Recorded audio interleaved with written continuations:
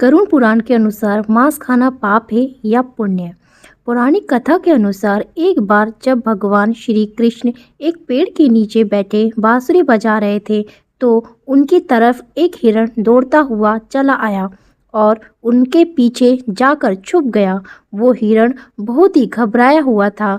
भगवान श्री कृष्ण ने उस हिरण के सिर पर हाथ फेरते हुए कहा, क्या हुआ, तुम क्यों छुप रहे हो? जितने में उस हिरण का पीछा करते हुए एक शिकारी भी वहां आ पहुंचा और बोला, ये मेरा शिकार है, इसे मुझे दे दो, इस पर मेरा अधिकार है। तब भगवान श्री कृष्ण बोले, हर जीवित जीव पर उसका खुद का अधिकार होता है, ना कि किसी और का।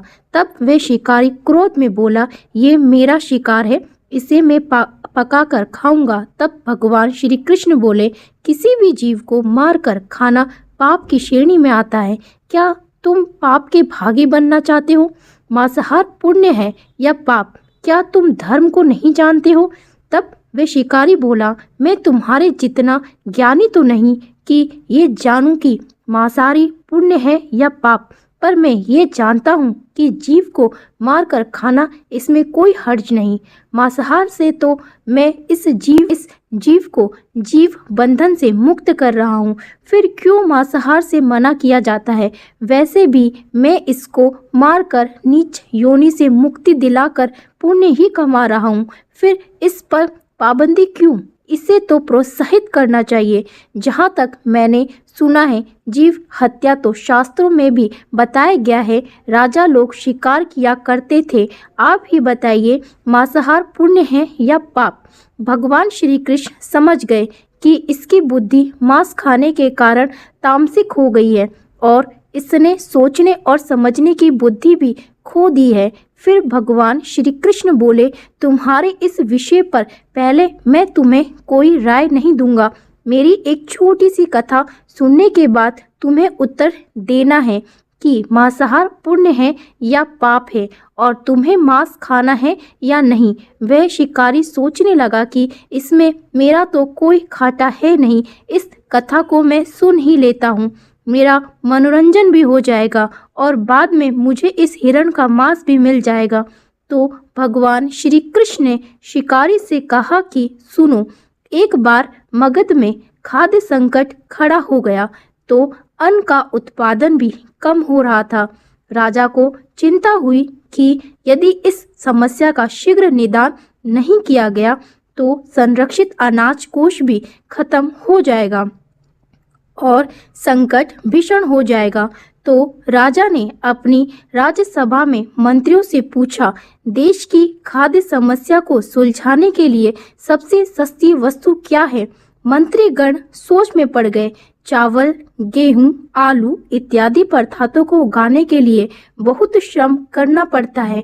वे तभी प्राप्त होते हैं जब प्रकृति का प्रकोप ना हो। ऐसे में तो कुछ सस्ता हो ही नहीं सकता। तभी शिकार का शौक रखने वाले एक मंत्री ने सोचा कि यही उत्तम अवसर है, क्यों ना अंधाधुंध शिकार के लिए राजा की अनुमति ले ली जाए। उसने सभा में कहा कि सबसे सस्ता खाद्य पदार्थ है मांस।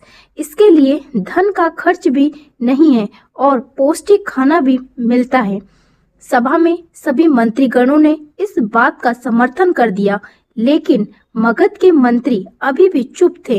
राजा ने पूछा, मंत्री आप चुप क्यों हैं? आपने कोई अनुमोदन नहीं किया, आपका क्या मत है? मंत्री ने कहा, मैं ये नहीं मानता कि ये कथन सही है कि मांस सबसे सस्ता पदार्थ है, फिर भी इस विषय पर मैं अपने विचार आपके सामने कल रखूंगा। मंत्री उसी रात मांसाहार का प्रस्ताव रखने वाले सामंत के घर पहुंचे। सामंत ने इतनी देर रात मंत्री को अपने घर आते देखा तो वह घबरा गया। किसी अनिष्ट की आकांक्षा से वह कांप गया। मंत्री ने कहा, संध्या को महाराज बीमार हो गए हैं, उनकी हालत बहुत ही खराब है। राज्य वेद ने कहा है कि किसी शक्तिशाली देह का 2 तोला मांस मिल जाए तो राजा के प्राण बचाए जा सकते हैं। आप महाराज के सबसे विश्वास पात्र हैं, इसलिए आपसे योग्य और कौन होगा? इसके लिए आप जो भी मूल्य लेना चाहे ले सकते हैं। आप कहें तो इस काम के लिए मैं आपको 1 लाख स्वर्ण मुद्राएं भी दे सकता हूँ। एक बड़ी जागीर भी आप मांग सकते हैं, बस आप अपनी इच्छा कहें। मैं तलवार से आपके हृदय को चीरकर बस 2 तोला मांस निकाल लूंगा। यह सुनकर सामंत के चेहरे का रंग फीका पड़ गया। वह सोचने लगा, जब जीवन ही नहीं रहेगा तो लाख स्वर्ण मुद्राओं को मैं क्या करूंगा, और बड़ी जागीर भी किस काम आएगी। वे झटपट अंदर भाग कर गया और अपनी तिजोरी से 1 लाख स्वर्ण मुद्राओं की पोटली लेकर आया।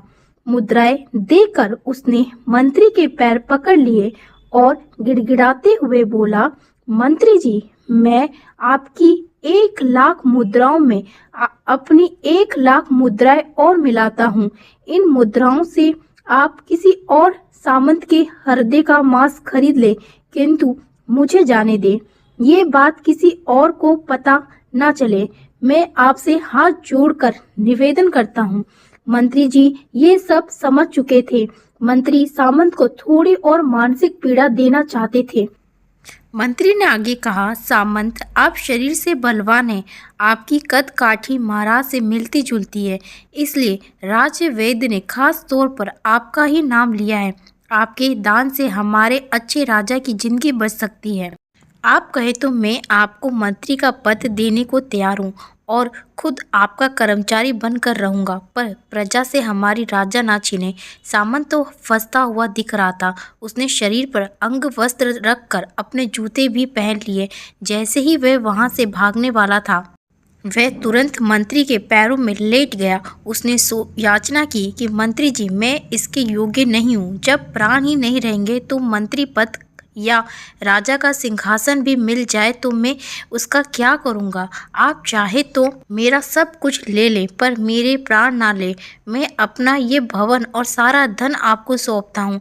रातों रात राज्य से निकल जाऊँगा। इतना कहकर वह अपने घोड़े की ओर भागा और जैसे ही अपने घोड़े पर बैठने लगा और आवाज़ आई कि तुम तो जा रहे हो और तुम्हारे अपने परिवार को पीछे छोड़े जा रहे हो। सामंत बोला, मेरे अपने प्राण से प्रिय कुछ भी नहीं है। जब जीवन ही नहीं रहेगा तो कुटुंब का क्या करूँगा। जीवन रहा तो ऐसे ही सुखी रह लूँगा। इतना कहकर घोड़े पर छलांग लगाकर बैठ भी गया। वह अभी चलने को ही था कि मंत्री ने घोड़े की लगाम पकड़ ली। वे सामंत से बोला, भागने की जरूरत नहीं है, आप आराम से घर पर ही रहो। मैं किसी दूसरे सामंत के घर जाता हूँ। ये कहकर मंत्री वहाँ से चले गए। मंत्री के वहाँ से जाने पर सामंत के अंदर कुछ जान तो आई, परंतु बेचैनी बनी रही। उसकी नींद खराब हो चुकी थी। मुद्राएं लेकर मंत्री बारी बारी से सभी सामंतों के घर पहुंचे और सभी से राजा के लिए हृदय का 2 तोला मांस मांगा, परंतु कोई भी देने के लिए राजी नहीं हुआ। सबने अपने बचाव के लिए मंत्री को किसी ने 1 लाख तो किसी ने 2 लाख रुपए तक दे दिए। इस प्रकार मंत्री ने एक ही रात में लाखों स्वर्ण मुद्राएं जमा कर ली। फिर सुबह होने से पहले ही अपने महल में पहुंच गया। अगले ही दिन राज्यसभा में सभी सामंत समय से पहले ही पहुंच गए। सभी ये जानना चाहते थे कि राजा स्वस्थ है कि नहीं, लेकिन कोई भी किसी से भेद नहीं खोला था। सबको राजवेद की तलाश थी, उनसे ही उन्हें कुछ सूचना मिल सकती थी।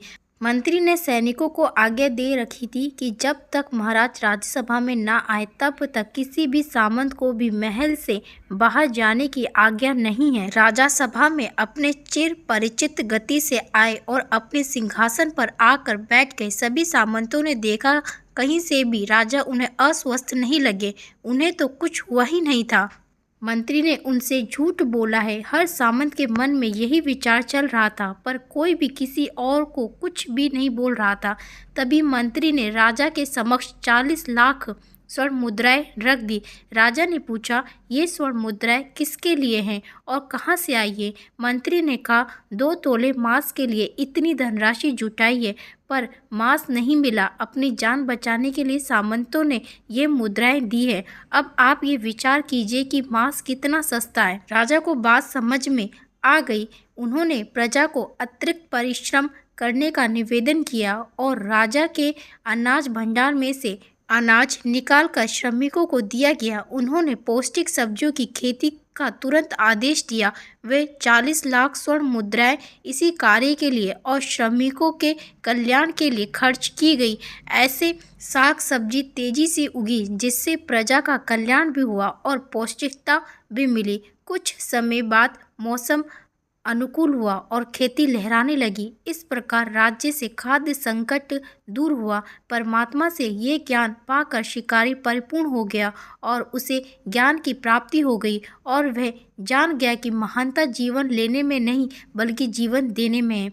शिकारी भगवान श्री कृष्ण के आगे हाथ जोड़कर वहाँ से चला गया और उसने कसम खाई कि वह अपने संपूर्ण जीवन में किसी को भी कभी चोट नहीं पहुँचाएगा। भगवान श्री कृष्ण हमें इस कथा के जरिए समझाना चाहते हैं कि हम ये ना भूलें कि जिस तरह हमें अपनी जान प्यारी है उसी तरह सभी जीवों को अपनी जान प्यारी होती है। वीडियो अगर पसंद आया हो तो वीडियो को लाइक और चैनल को सब्सक्राइब करें और अपने दोस्तों के साथ शेयर जरूर करें। धन्यवाद।